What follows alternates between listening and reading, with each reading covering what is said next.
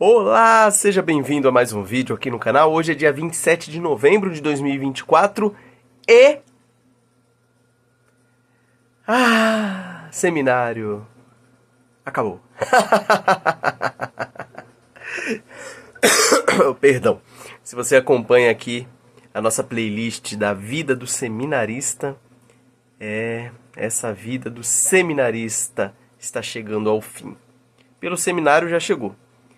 Mas agora no dia 7 de dezembro haverá a formatura e aí deixo de ser seminarista para ser bacharel em teologia. Graças a Deus consegui concluir o curso dentro do prazo estipulado, nos 5 anos. Muitos da minha turma precisarão ficar um ano a mais, se Deus quiser, com 6 anos, ou seja, ano que vem, eles terminam. Você tem até 9 anos para terminar. Deu 9 anos, não terminou, você acaba tendo que sair. Mas, se Deus quiser, minha turma até ano que vem todos terminarão. Esse é o meu desejo. Mas, sem mais delongas, vamos falar um pouco a respeito desse semestre, que foi o último, 10º semestre.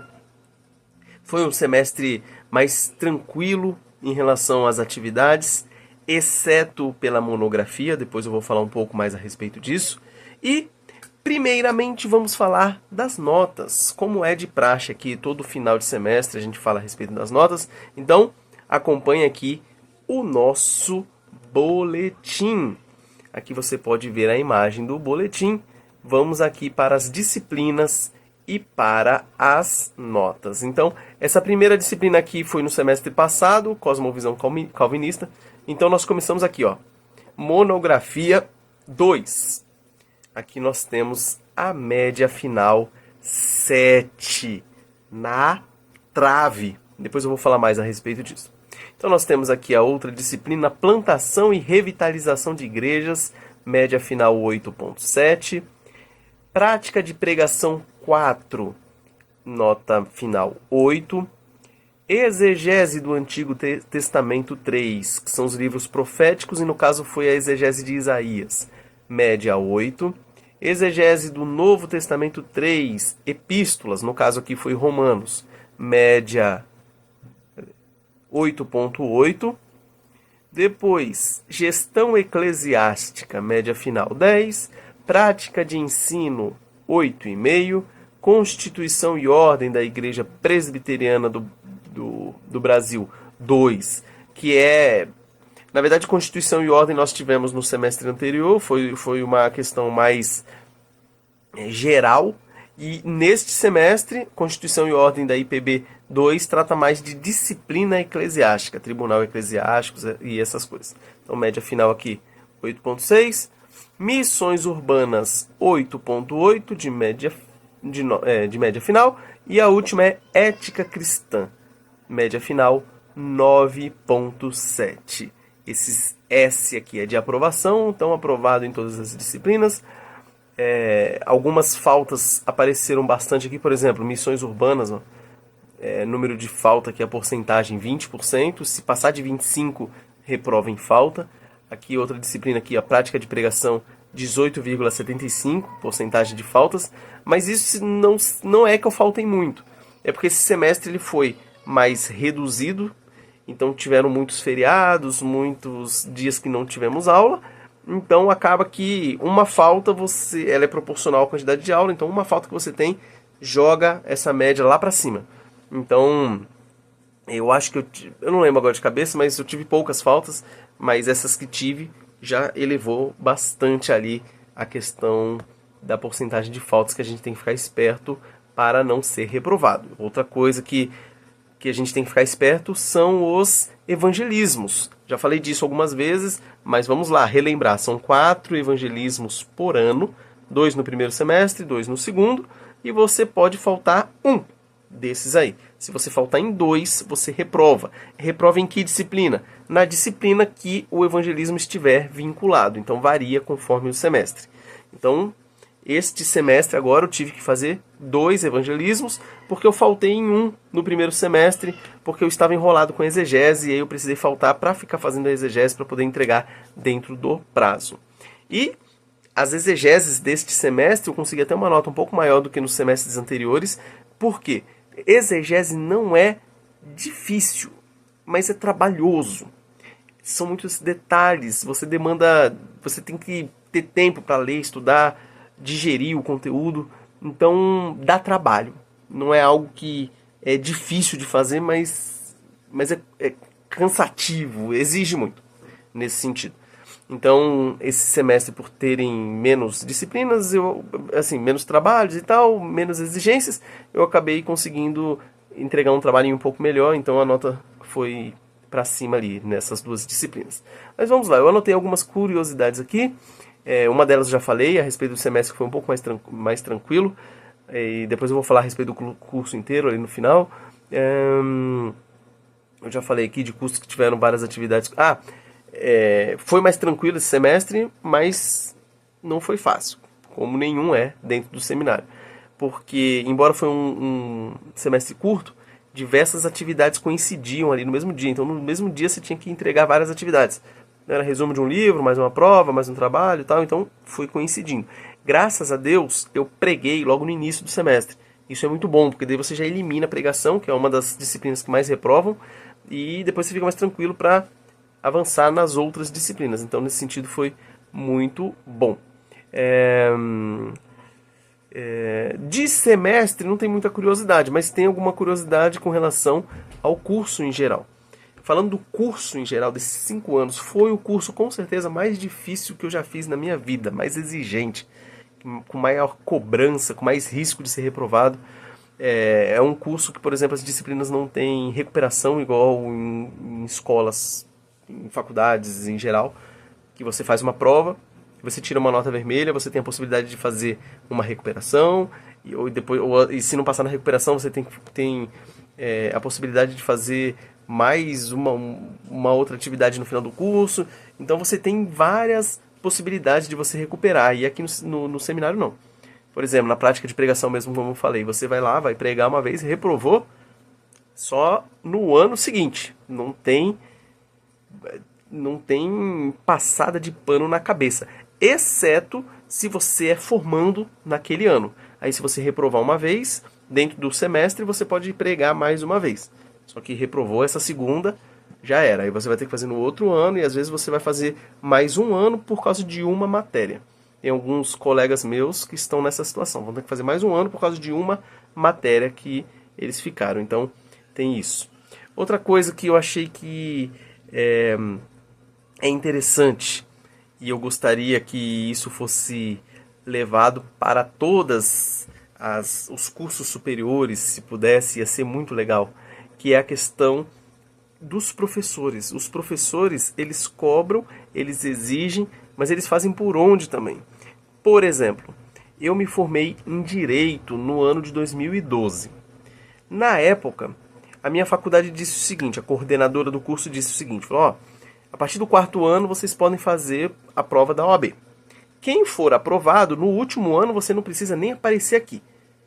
Tudo bem que me enganaram, falaram que eu ia ficar com nota 10 em todas as disciplinas, na verdade me deram 7 em todas, né, só para ficar na média. Se eu soubesse eu teria ido pelo menos para fazer as provas, mas eu aproveitei aquele ano para fazer monitoria. Mas, então, era o seguinte, você não precisa mais vir, monografia não precisa apresentar, é só entregar. Então foi uma tranquilidade total o meu último ano. Minha monografia lá provavelmente nem leram, não tive um encontro com o orientador, e foi assim, tranquilo. Na pós-graduação, a mesma coisa, eu saí em 2012 da faculdade, já comecei a fazer uma pós-graduação, me formei em 2014, e foi o mesmo sistema. Porém, assim, no mesmo sistema no sentido da monografia, né? Só entreguei, não teve que apresentar para a banca nem nada. Aqui não, aqui foi um ano, porque a gente teve monografia 1, monografia 2. Na monografia 1 foram encontros semanais com o orientador. Agora no segundo semestre aqui, a monografia 2, aliás, no primeiro semestre, não teve...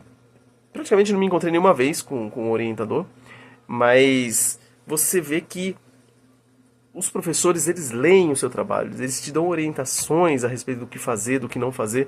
Então, no final do primeiro semestre, não, aliás, no ano passado, ainda em monografia 1, eu já passei por uma banca, que era meu orientador e um pastor, o professor da banca, já me deram, né, diversas orientações a respeito da monografia.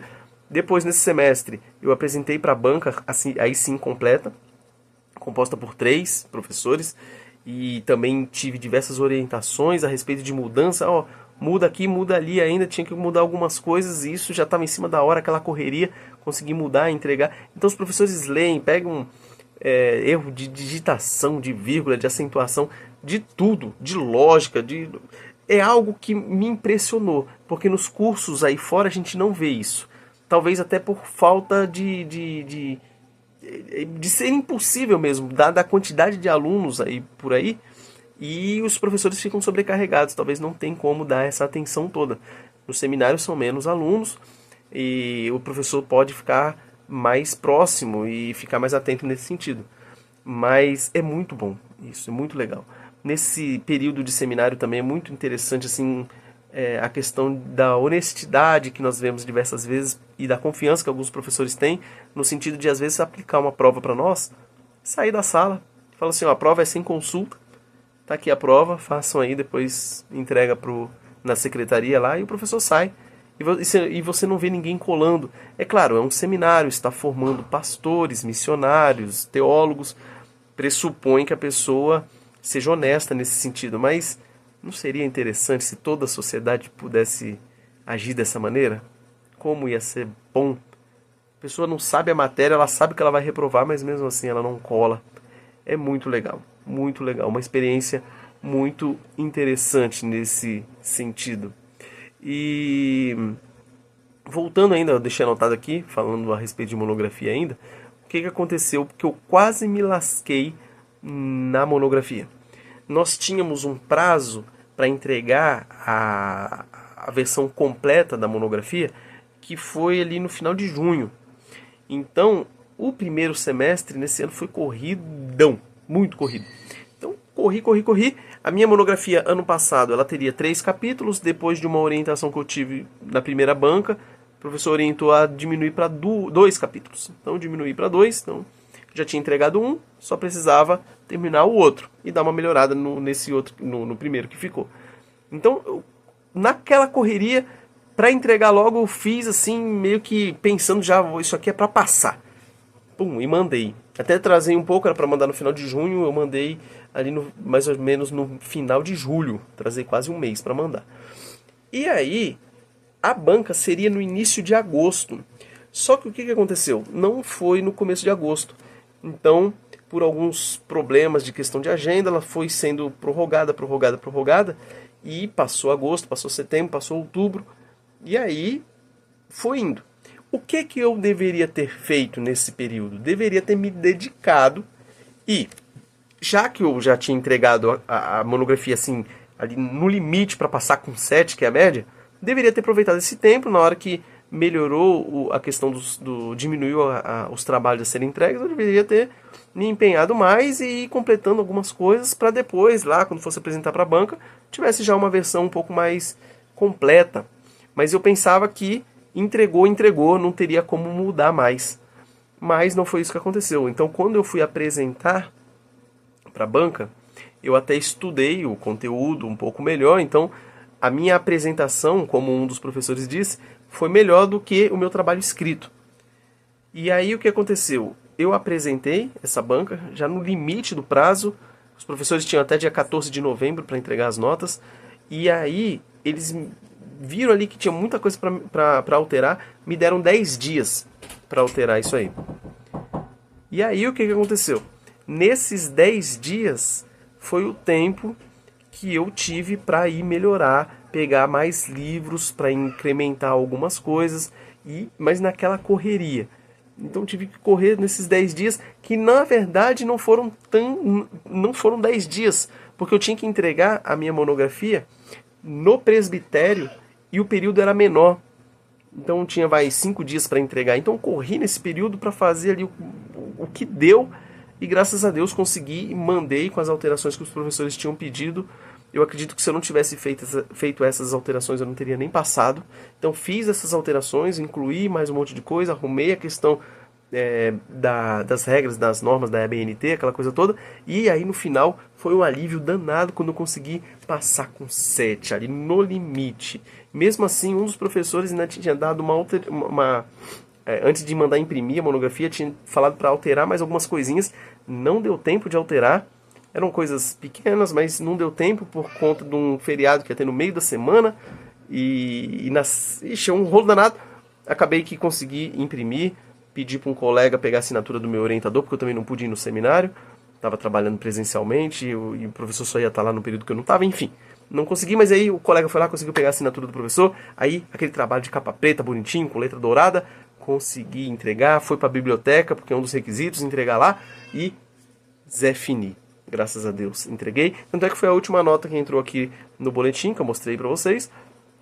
E aí, com isso, entreguei, zerou. E já era, graças a Deus. Eu pensei que eu ia rodar na monografia. Então, esse vídeo tem o objetivo de te orientar, exortar, para que você não cometa o mesmo erro que eu. No início do seminário, eu já fiz uma pastinha no meu Google Drive aqui, e já sabia o tema que eu ia tratar na monografia lá depois de 5 anos. Pecado. Porque, se você pretende ser pastor, você tem que pegar algum tema que está na Confissão de Fé de Westminster. Então, eu já peguei esse tema, só que eu comecei no início a colocar alguns materiais que eu li a respeito de pecado, colocar lá, mas depois eu deixei de abastecer essa pasta.